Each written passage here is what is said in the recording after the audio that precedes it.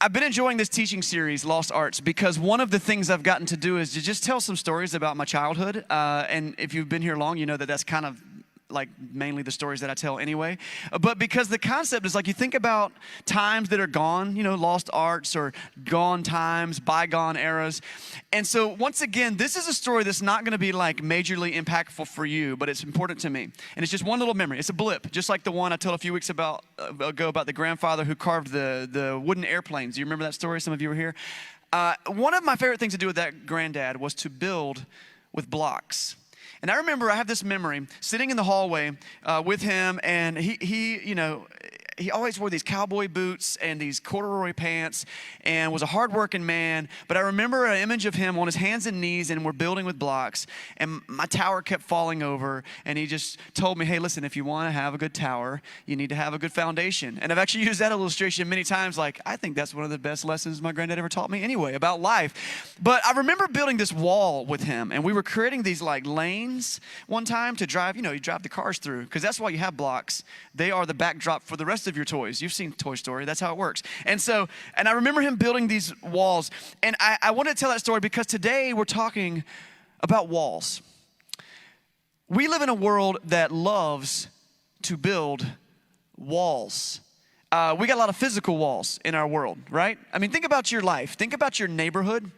And consider how many fences are in your neighborhood. I mean, privacy fences and chain link fences, and you probably have multiple fences in your yard. Some of you do a front yard and a backyard, to keep the dogs in, to keep the burglars out, hopefully, if they don't know how to jump fences. They don't teach them that in burglar school anymore, so maybe we'll be okay, right? We got walls, physical walls. They're barriers for good reason. We got walls to mark property. How many of you have walls in your house? Yeah, that's good because it's called a house. That's what they're made out of, is walls. And this room has walls in it. And some countries have walls around them because they're good property and boundary markers. Prisons have walls and fences. Think about castles and the importance of the walls, but also a type of wall like the moat. And there are these barriers. And we understand that a lot of these physical walls have like important reasons. They matter. Those are physical walls. We've got figurative walls that are all over our life. We've got walls between, for example, men and women. Sometimes consciously and on purpose, sometimes just subconsciously and it just happens. There are obvious physical differences and biological difference between men and women. There's sometimes differences between, and this is the unfortunate part, like opportunities for men versus women. And so I'm not here to make a social commentary on that, but we get it, right? There's some walls there, and there are other areas of our life where those types of walls exist, whether it's, an ethnic background or a racial thing or a language barrier. Barriers are types of walls, and they're there for good or for bad. They create space. Politics can be wall building, can't they? Jeez. And economics can be wall building. Religion can certainly be wall building. These are figurative walls, and they can actually do more than physical walls to separate us. Isn't that interesting? There's also maybe a more directly, it's a personal wall. There are personal walls. There are walls between you and other people because of things. Sometimes it's because of a fight you had, or a resentment that you have towards them, or maybe a pride that you hold on to, or a hurt, that's there. Maybe some misunderstanding has led to a wall between you and someone else. But there's all kinds of walls, right? So we live in a world that love walls. We're really good at building walls. I think that the great American poet Robert Frost was right when he wrote this. If you're not an old school poet lover, I want to convert you today, man. I love poetry. Check this out. He says this in the poem he wrote called Mending Walls. He says, something there is that doesn't love a wall. Something there is that doesn't love a wall. In this poem, he tells a story about these two farmers, and they have two properties, and they're divided by a stone wall. And every year, for some reason, when spring comes around, big old boulders and rocks just fall off the wall. And so they're just there, and they've got to go back out. Ironically, they've got to go out together to rebuild the wall that separates them. And they're like, we're doing this together. And actually, this is the poem where we get the phrase, good walls or good fences make good neighbors. Have you ever heard that? Good fences make good neighbors. And he asks a lot of deep and probing questions in that poem. But this is a little like stanza that I want to read to you because this is deep and this is where I want to head today. He says, before I build a wall, I'd ask to know what I was walling in or walling out. and to whom I was likely to give offense. Something there is that doesn't love a wall. I tell you, someone there is that doesn't love a wall. God does not love walls. When we first began this church, and you'll see it on our website, and if you've ever got one of our little invite cards, it says church for people who don't like church. What the heck does that mean? I had to wrestle with that question when we first were saying it. What does church for people who don't like church mean? And if you've been here long, hopefully you've heard us say this. Church for people who don't like churches. We want to be the people who would tear down the walls who have kept people away from church and God so that we can help them build a bridge to him. I mean, to the thing that matters most, to the love of Jesus. There are so many things that have kept people away from God's community, and so many of them are unnecessary, in fact, harmful. Something there is that doesn't love a wall. Robert Frost says maybe it's elves. He's not sure. I think that it's God. God breaks down walls, and he sends us on a wall-breaking mission. Tearing down walls is the reason that God came to earth in the form of the man Jesus, so that we could have a bridge to connect back to him. You know, Jesus had a set of teachings that we call the Beatitudes. If you look in the book of Matthew in chapter 5, he starts off it's a big section of teaching called the Sermon on the Mount. And I'm just going to kind of paraphrase a little bit of it, but go ahead and get your Bibles out. We're going to be looking at it in just a minute, some other passages, but I'll tell you what this says. In Matthew 5:9, he goes through a lot of like his most important sayings. Before he says this, he says stuff like, blessed are the meek, for they will inherit the earth. You heard this? Blessed are those who hunger and thirst for righteousness, for they will be filled. Blessed are the merciful, for they will be shown mercy. Blessed are the pure in heart, for they will see God. But then he hits verse 9 and he says this, blessed are the peacemakers, for they will be called children of God. Blessed are the peacemakers, for they will be called children of God. Making peace is not something we are good at. You know what we're good at? Starting arguments, fighting people, starting wars. We're good at escalating conflict. You know what we're good at? We're good at building walls. I would argue that wall building is the opposite of peacemaking. But God calls us to be peacemakers. So we're in this teaching series called The Lost Arts, and we've been going through character traits and virtues that God values, but that our culture doesn't value. And so we've talked about some strong concepts like patience, like purity, like forgiveness was one. That was last week. And these are concepts that are hard to swallow because I don't really want to do those things. And so we're calling them lost arts, because God can help us reclaim these virtues and these character traits. And today we're talking about the lost art of peacemaking. Peacemaking. We love to look to the Bible for God's most important truth. And so if you've got your Bible, I'm going to actually give you the address of some places to look up if you want to. We're going to be in the book of James today. So if you'll grab that, open up to James chapter 4. Let me just give you a little bit of info on who James was. James was the half-brother of Jesus. And in that they shared, it's a whole biology crazy thing because God came miraculously born. But anyway, grew up as the half-brother of Jesus. And in this process, he grew up knowing Jesus. So Jesus starts making these claims like, hey, I'm the Son of God. And he's doing all these miracles and things. And James, of all people, was skeptical of who Jesus was. He was like, there's no way this guy is who he says he is. He was a skeptic. James was not a follower of Jesus at first until something happened. You guys know what's in 2 weeks? What holiday? Easter. On Easter, we celebrate Jesus rising from the dead. Yeah, and so James has this experience where his brother, who, goody Jesus, my half-brother, he dies, and he's like, well, it serves you right. That's why you started a cult.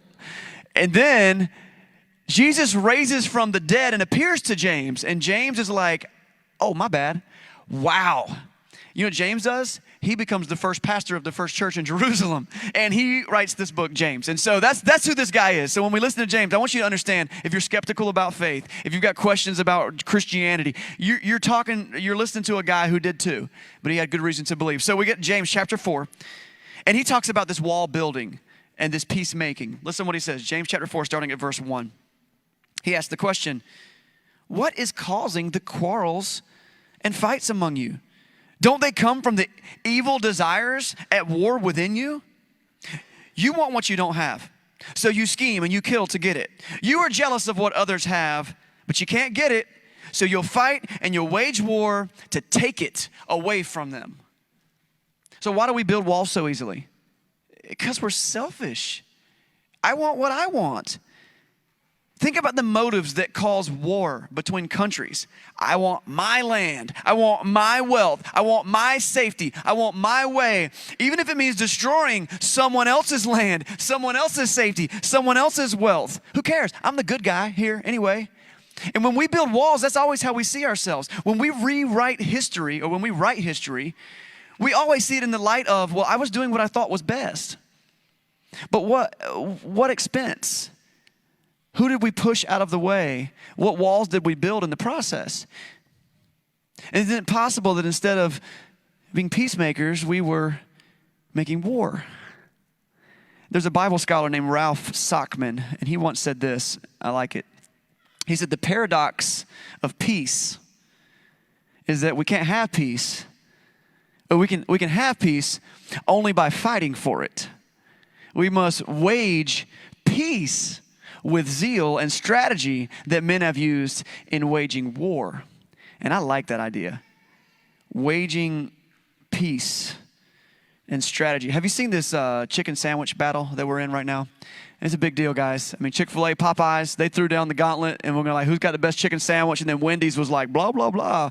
Look, come on, Wendy's. Don't even try. But then Zaxby's showed up recently. Have you seen their commercials? Zaxby's chicken game is strong, okay? And they've got a new commercial right now where it's hilarious because it starts out in a war room, and you got all these military-looking people, and they got maps and strategies, and they're like, blah, blah, blah. Here's the plan. It's going to be big. It's going to be big. And they roll out the map, and it's just a big chicken sandwich. And I LOL'd all over myself. It was so funny. But this is the thing. We need to wage peace with strategy the way that people wage war. Notice Jesus didn't say, blessed are the peacemakers. He didn't say that. Sorry, he did. Let me back up. He didn't say, blessed are the peacekeepers. Don't lose me because I misspoke. Philip, I hear you giggling. He did not say, blessed are the peacekeepers. Sometimes the church is guilty of just saying, hey, let's everybody just mind their own business. Okay, let's just, no, don't raise your voice. Okay. He didn't say, blessed are the peacekeepers. Well, you should keep the peace. He said, blessed are the peacemakers. This is about actively strategizing and doing what we can to create peace. Getting in the way of war to bring peace. And the modern church has not been great at that for a lot of reasons. But I want to say Jesus has set the example. Let's talk about the way that Jesus made peace. He was constantly going to places where walls had been built and tearing them down. For example, Jesus spent a lot of time with a group of people that the Jews would have called the Gentiles. If you were Jewish, if you were in the nation of Israel, and you looked outside of the nation of Israel, the Greek word for that group would be nations. And when you translate that into English, that same word is Gentiles. So they would talk about everybody else, but there's us, and then there's the nations. And they didn't hang out with the nations. They didn't hang out with the Gentiles. They were considered unclean. They were considered not to be done business with. They were considered dishonest, whatever. It was racism as well. It was a lot going on there. You know what Jesus does? Spends a lot of time with Gentiles. He goes out of his way sometimes, out of their way to go spend time with people who are not Jewish. I think of one particular time where he goes to meet this woman that's at a well, and she's drawing water, and his disciples are like, shouldn't we go around this place? Because we don't hang out here. And Jesus is like, no, we got an appointment. And he walks right through this place called Samaria. He meets this woman, and he tears down another wall. Jesus spends a lot of time speaking with women. This is the first century when nobody's given women any credit or any value. But Jesus speaks to women with intellectual equality. He gives them a seat at the table. He wants to hear what they have to say. He's rescuing them from a lot of men who are, pushing them down. He's tearing down walls. Jesus spent time with handicapped people, disabled people, people with incurable diseases, people that the rest of society was like, you can just beg on a corner for a living for all I care. And Jesus was like, actually, I'm sorry, I love you. What do you need? Tearing down walls. He was waging peace, tearing down the walls to bring people together, because when we do that, it creates unity. Jesus showed value to people that society didn't value. So those are the walls, both figurative and actually some literal, that Jesus tore down. Let's talk about some literal walls that Jesus tore down. So in Jesus' death, something amazing happens in the whole scheme of how we relate to God.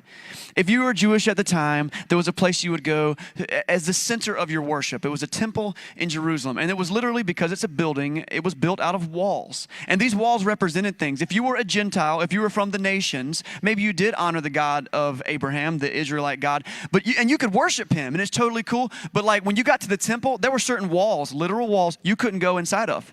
This is the Gentile court. And if not them, you can come into here. There were walls that women couldn't pass. In the center of the temple, there was a room. It actually had a curtain in front of it. A curtain is a wall. And it was called the Holy of Holies. And only certain people at certain times for certain reason were ever allowed to go in there, because it was where God said, my presence will dwell here. Don't come in here in an unworthy manner. And in Jesus' death, he took that whole system. There's a verse you could read. It talks about this veil tearing in two. He literally tears down physical walls. He says, you know what? Because in that other system, there was a message being sent. Subconsciously, yes. But there was a message being sent that said, you know what? God is in here, and you are out there, and you can't get in here. But Jesus is like, no, that's never how it was really supposed to be. I want to walk with you and talk with you and be with you. I want to tear down those walls. Those are physical walls that Jesus tore down in his death. In Ephesians chapter 2, verse 14, if you want to flip over to Ephesians, also in the New Testament, the Apostle Paul's talking about this peacemaking that he did. Ephesians chapter 2. I'm going to read 14, and then I'm going to skip to 17 and 18 just to save us a little time. But you can read the whole thing this week if you want to. This is talking about Jesus. For he himself is our peace, who has made the two groups one, and has destroyed the barrier, the dividing wall of hostility. He came and he preached peace to you who were far away, and peace to those who were near. For through him we both have access to the Father by one Spirit. This is how Jesus tore down the walls in his death, because Jesus destroyed the barriers that divided man from God. His purpose was peace, and we're going to learn a big word right here, to reconcile us to God. And reconciliation is about bringing two relationships back together. If you have a husband and a wife who maybe they separate, but then they decide we're going to work it out, and they move back in together, they have reconciled. Okay, log that away, because we're going to get to a passage that talks about it a lot. But Jesus' death did that, but it wasn't just his death. Christianity doesn't celebrate a dead guy. His resurrection did even more. The resurrection of Jesus actually tore down the greatest wall that mankind has ever seen, the wall of death. Death, by definition, means separation from life, yes, from loved ones, yes. But spiritual death is a separation from God's presence. Sin does that to us. But through Jesus' resurrection, we get an opportunity to be reconciled to God, to be united. Check out this. Flip over to Romans chapter 6. And I'll have it on the screen here for you too. In Romans chapter 6, we learn a little bit about this reconciliation and how the resurrection does that for us. This is again the Apostle Paul talking. He says, we, talking about Christians, we were therefore buried with Jesus through our baptism.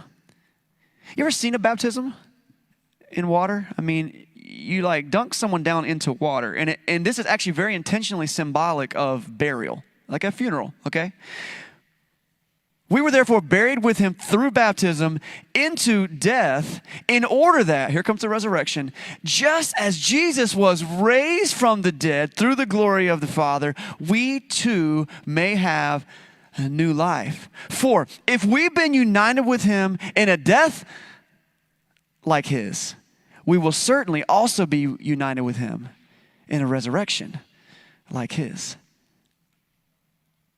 He came in like a wrecking ball, tearing down the wall, creating a chance for us to have eternal life and all this other stuff. That's the heartbeat of Christianity, is what Jesus preaches, is what he lived and breathed and died for and rose from the dead for. It's why we do this every week. The Apostle Paul says that if Jesus didn't raise from the dead, then this is all a waste of time. You cannot have Christianity without the resurrection. And the resurrection is what brings us unity with God. It's amazing. So, back to peacemaking. Waging peace. As followers of Jesus, if you would call yourself that today, we're called to tear down walls just like Jesus did. See, Christians are not just people who believe certain things. Like, oh, you're a Christian? Are you sure? What do you believe? Because honestly, there's a lot of us that believe different things. We can't agree on a lot of things. That's not just what we're about, just what we believe. Christianity are not just people who just do certain things and don't do certain things. Christianity is not just people who go to church. Christianity is not just people sitting around waiting for heaven to show up. That's not what Christianity is. Christianity is a group of people on a mission for God in this world to do a number of things. But the Apostle Paul says it in 2 Corinthians chapter 5. It'll be on the screen here. 2 Corinthians 5, starting at verse 18. All this is from God, who reconciled us to himself through Christ and gave us the ministry of reconciliation. What's our job? What's our ministry? Reconciliation. Verse 19. That God was reconciling the world to himself in Christ. He's not counting people's sins against him. And he has committed to us the message of reconciliation. Reconciliation is bringing together. What is the message of the church? The message of the church is reconciliation. It's not division. It's not pointing out all the ways that we're different. It's finding unity in the person of Jesus. Verse 20 says, so we, guys, if your Facebook status says that you're a Christian, you better buckle in and listen to this sentence, okay? If you go around telling people that you're a Christian, you need to understand what you signed up for. Verse 20, we are therefore Christ's ambassadors, as though God were making his appeal through us. It's not just the preacher's job. It's all of us. We implore you on Christ's behalf, be reconciled to God. We're tearing down walls. We're making peace. We're building bridges. So, what would it look like for us to do this? I've tried to make this series like a super hands-on, practical, what do we do to reclaim this lost art thing? And so I've got 4 things. 4, you can do it. 4, if you're a note taker, jot it down, put it in your notes app, write it in the margin of your Bible. There's 4 things. They're not rocket science, but they're going to take practice. 4 things that I think we need to do. I'll try to get through them pretty quick. The first one's this. First, we need to work on tearing down the wall between us and God. The wall between us and God has to be torn down. There are 4 walls, by the way. We're tearing down 4 walls. That's what these 4 things are. The wall between us and God. I just talked about that. That's what the message of Christianity is. We've got to do that individually. Each one of us have to find a place where we have understood what God is offering to us. God did this for you, okay? He's the all-powerful, supreme creator of the universe. But he looks down at each one of our souls and he says, I love that. And I'll do anything in my power to reconcile that to me, him or her to me. Our sin puts a wall between us and God. But God has said, I'm going to come down to earth to tear down that wall. That's the story of Jesus. If you've never heard this story before, keep coming back. We're talking about it every week. I'd love to talk to you after we get done here. We can do that too. But that's the message of Jesus. And in accepting who Jesus is, that wall gets torn down for us. Now, Jesus does all the work. He takes care of it.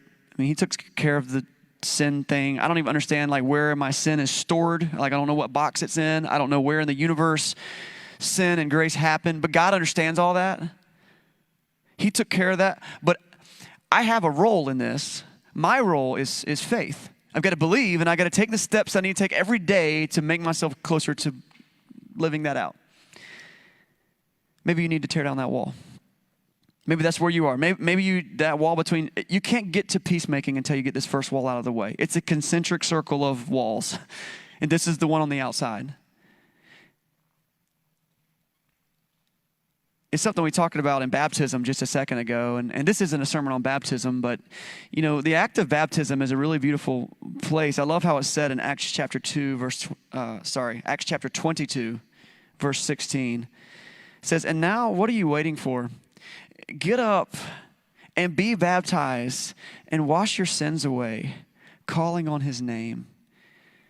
Baptism is an act of obedience that we take because of our faith.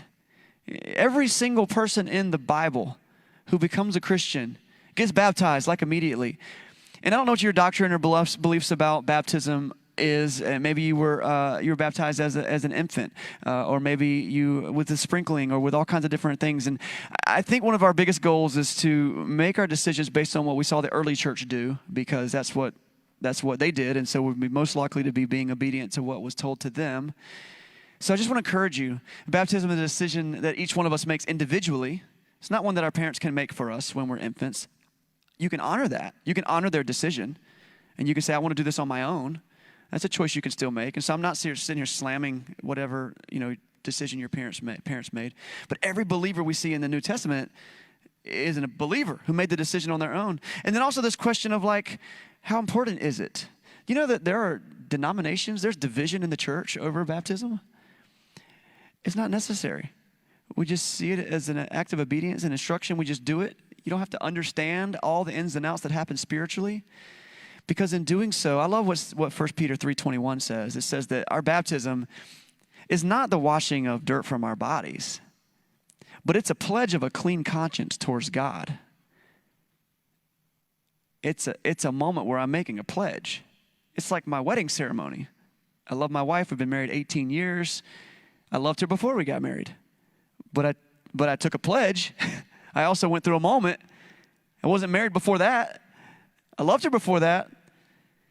I say this because as we get close to Easter, it's a good chance that someone that you know, a friend of yours who's never been to church, might give it a try on Easter Sunday. It's the most likely time someone will come to church who doesn't normally come to church. And maybe one of the bold conversations you can have with them is a decision about choosing Jesus. And how cool would it be for you to baptize them in our ocean or in another body of water that we found? So we got to tear down that wall between us and God. That's the first one. I could go on and on there, but isn't that what every sermon's about? Let's talk about the other walls. The second wall is this. This is a wall between me and others. I'm going to be short on this one because last week the whole sermon was on forgiveness, okay? So there are walls. I talked about personal walls. We got to tear down those walls. Romans chapter 12, verse 18, we read it last week, says that if it is possible, as far as it depends on you, live at peace with others. We've got to tear down those walls between the people in our life that we know the best. So go back and listen to last week's sermon and do that, okay? We're going to move on. Third one. This is where it gets awkward. We got to work on tearing down the wall between others and others. Hold on. That ain't none of my business. What's happened between you and you is none of my business. And you're right, it's none of your business, okay? And so there's only so much that you can dive into other people's lives, right? But as followers of Jesus, we have a role to play in the climate that we set around us, surrounding things that have put walls between others and others. So our role is to strategically wage peace. We're peacemakers. And right now, our country is about as volatile and explosive as it's been since the Civil War. And there are any number of issues that you are being demanded to take a side on. Choose politics, choose a side. Racial reconciliation, pick a side.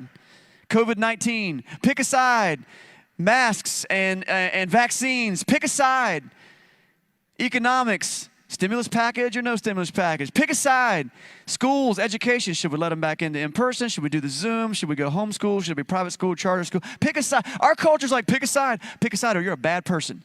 And then what do we do from that side? Oh, we just throw rocks. We just throw rocks over the fence, and we just hope that it hits somebody on the other side. Why? Because really, in war, the people who win are the people who die the least. That's how you win a war. You don't win anything. You just killed a bunch of people. Guys, our battle is not with those issues. Our battle is not with those people. The book of Ephesians says our battle is not against flesh and blood. Our battle is a spiritual battle. But we are guilty sometimes of loving our walls more than we love the people on the other side. That is not how a Jesus follower lives. What do we do?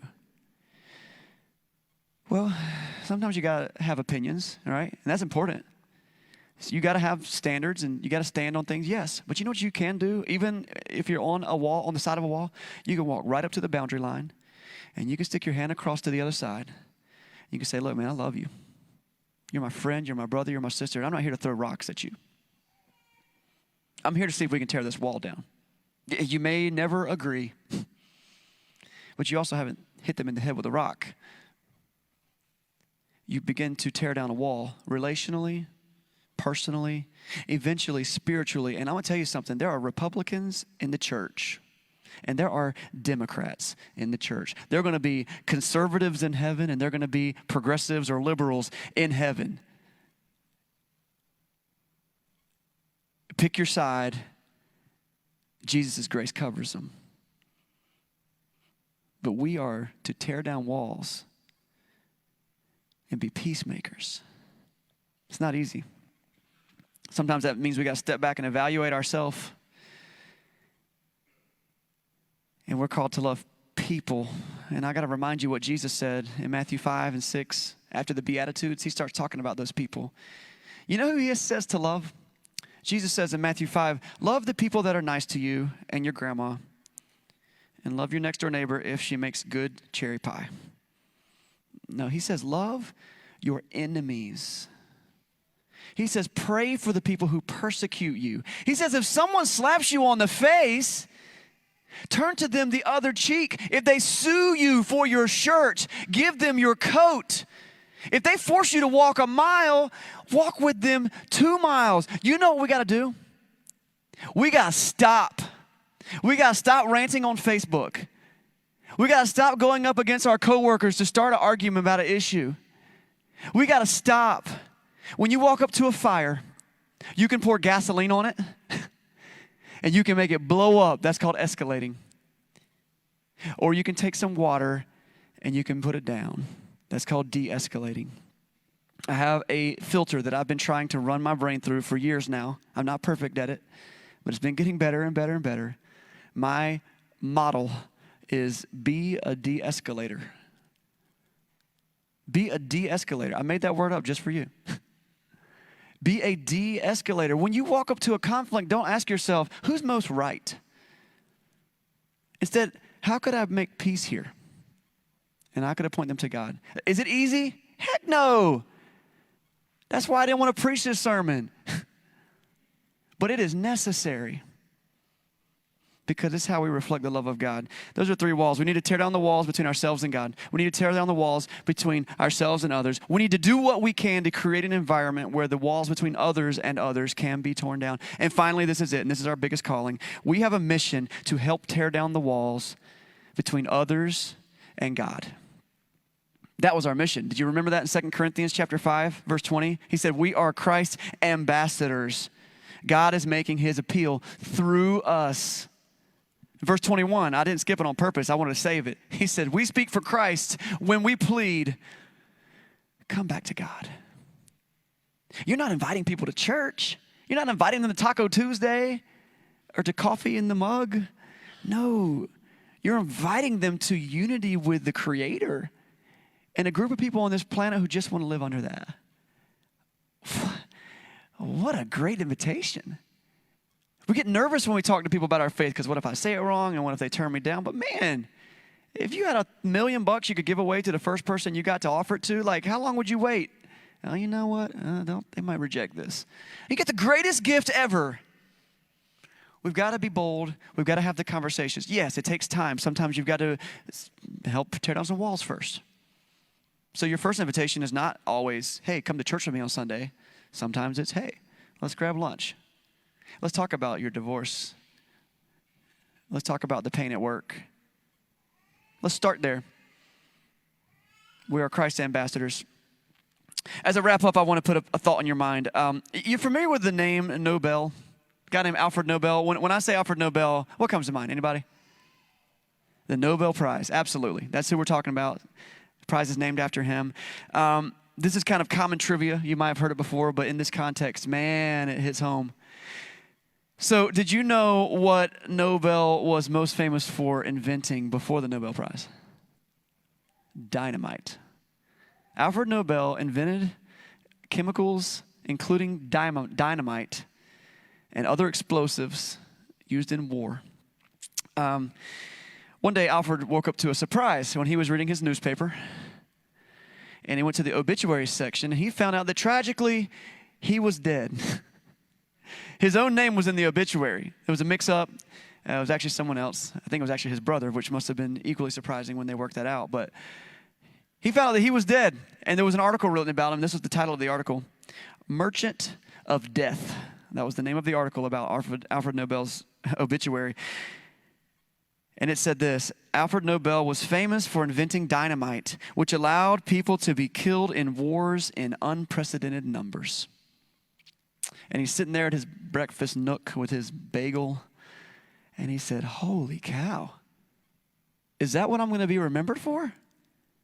It's a good thing I'm not dead. Alfred Nobel made a change. He took his vast fortune and he began to invest it in people who were doing good things. He created something called the Nobel Peace Prize. Alfred Nobel is no longer with us, but now he's not known as the guy who invented dynamite. He's known as the guy that celebrated peace. What legacy would you like to live? If you opened your obituary this morning, and thank goodness it was a mistake, what legacy have you left? Is it one of building walls, or is it one of making peace? Let's reclaim the lost art of peacemaking. Blessed are the peacemakers. They shall be called sons of God. Let me pray for you this morning.